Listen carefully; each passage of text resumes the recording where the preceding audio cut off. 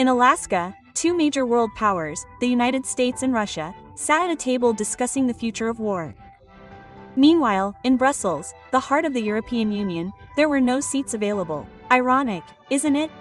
A conflict that's rocking Europe. But Europe itself is being excluded from the conversation. The question is this a sign that the EU and even NATO are starting to lose their influence, even on their own continent? Let's dig deeper. If the EU is faltering, NATO is no better. The military alliance once considered the most solid is now being shaken from within. One trigger is the Israeli-Palestinian conflict. Norway was the first to take a stand. This small country in the far north of Europe manages the world's largest sovereign wealth fund, estimated at around $1.9 trillion. Shockingly, the Norwegian government withdrew its investment from 11 Israeli companies. Furthermore, all external management contracts involving Israel were also terminated. This move came after a wave of public protests that accused the fund of financing Israel's war machine in Gaza. This was a hard blow not only to Israel but also to NATO. Furthermore, Germany, previously known as the most loyal to Israel, even committed to supplying enough weapons to support the Gaza operation for the next 22 months. But suddenly, arms exports were halted. The reason is that Israel plans to take full control of Gaza City. This means that even Germany has pulled the emergency brake. Italy has also spoken out. The Italian defense minister openly accused Israel of losing its sense of humanity. He even signaled sanctions against the continued delivery of humanitarian aid. Meanwhile, at the port of Genoa, workers blockaded ships carrying weapons. The message is clear. The Italian people do not want their country to become part of a chain of war. And this is not a matter of a few countries. Globally, more than 147 countries now recognize Palestine. These include major NATO members France, the UK, and Portugal.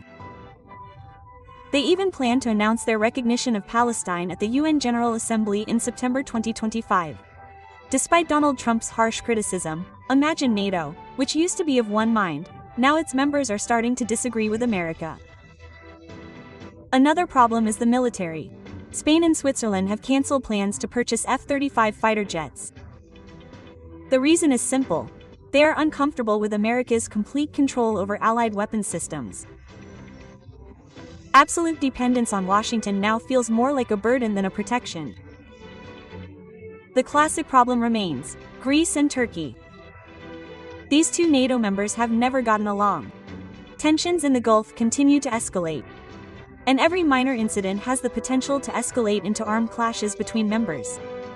If all this is put together like a puzzle, the picture is clear. NATO is no longer a solid shield, but a body with organs that move independently, sometimes colliding with each other. The question is, how long can NATO survive? Or could the West's proud alliance be shattered not by external enemies, but by internal wounds?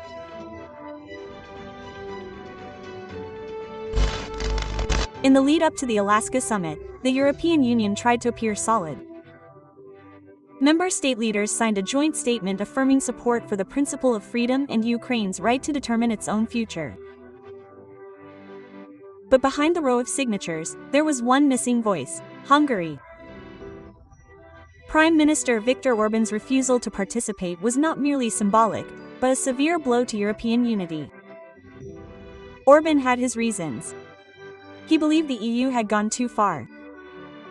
It was no longer just a forum for cooperation but had become a force dictating the policies of its member states. He even proposed a controversial idea: the EU should open the door to direct dialogue with Russia. If America could sit down with Moscow in Alaska, why couldn't Europe hold its own version of the summit? With this stance, Orban clearly challenged the mainstream. This demonstrates how fractured the unity within the European Union is and how Brussels has responded. They rushed to schedule a meeting with Donald Trump. Hungary wasn't alone. Slovakia also spoke out.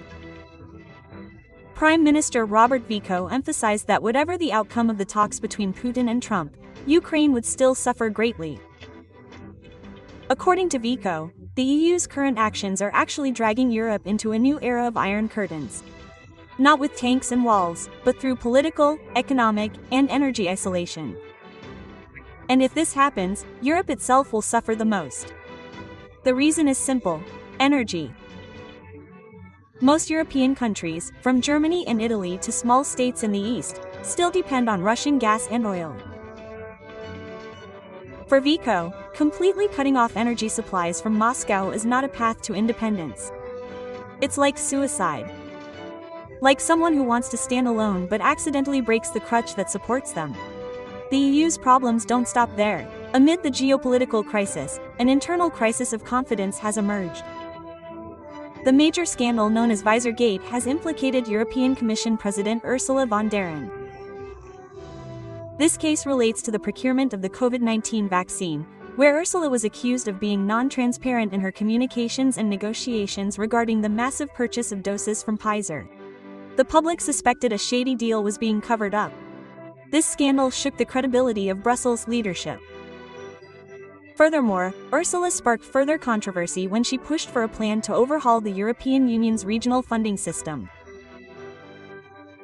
Most member states opposed this idea, arguing it would only increase the burden on smaller countries, while larger countries continued to benefit. Rather than uniting, this policy actually widened the chasm of distrust. Combined, this is the reality of the European Union today. Outwardly, they attempt to appear united in the face of Russia, but internally, it is fraught with discord, an energy crisis, leadership scandals, and increasingly acute conflicts of interest. The question arises: can the European Union still be called a unified entity, or is this unity merely a name, as each country begins to pursue its own path? If these cracks continue to widen, it is possible that Europe will return to the past, where each country acted independently and the EU remained merely an empty symbol on paper.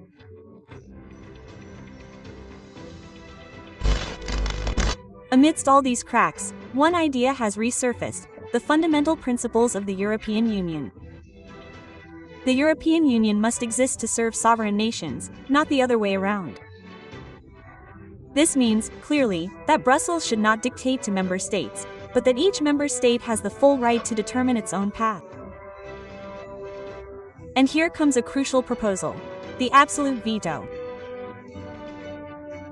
Every country should have the opportunity to reject policies deemed to violate its national sovereignty.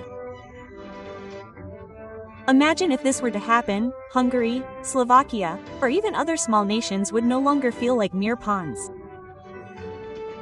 They could stand alongside Germany or France. No more single voice imposed from above,